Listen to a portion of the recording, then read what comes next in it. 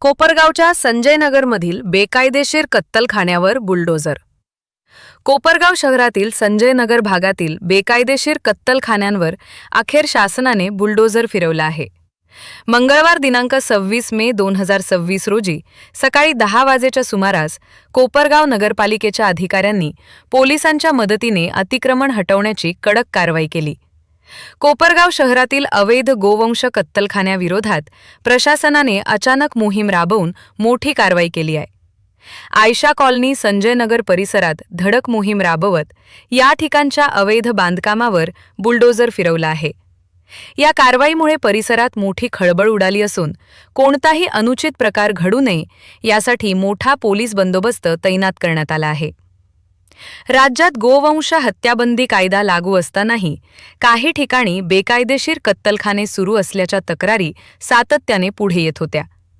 कोपरगाव शहरातील आयशा कॉलनी परिसरात तसेच संजय नगर आणि बैल बाजार रोड परिसरात अवैध कत्तलखाने सुरू असल्याचे विविध हिंदुत्ववादी संघटना आणि गोरक्षकांनी प्रशासनाच्या निदर्शनास आणून दिले होते. याच पार्श्वभूमीवर 25 मे रोजी विविध हिंदुत्ववादी संघटना, गोरक्षक दल, पोलीस प्रशासन आणि पालिका प्रशासन यांची संयुक्त बैठक पार पडली होती. बैठकीत शहरातील अवैध कत्तलखाने तात्काळ बंद करण्याची मागणी करण्यात आली होती. याची दखल घेऊन बैठकीनंतर पालिका प्रशासनाने लगेचच संबंधितांना नोटिसा बजावल्या होत्या. नोटिसा दिल्यानंतर लगेचच दुसऱ्याच दिवशी सकाळी 10 वाजेच्या सुमारास पालिका प्रशासन व पोलीस प्रशासनाचा मोठा फौज फाटा संजय नगर परिसरात दाखल झाला. त्यानंतर अवैध कत्तलखानावरील पत्र्याचे शेड तसेच अनधिकृत बांधकाम हटवण्याची कारवाई सुरू करण्यात आली आहे.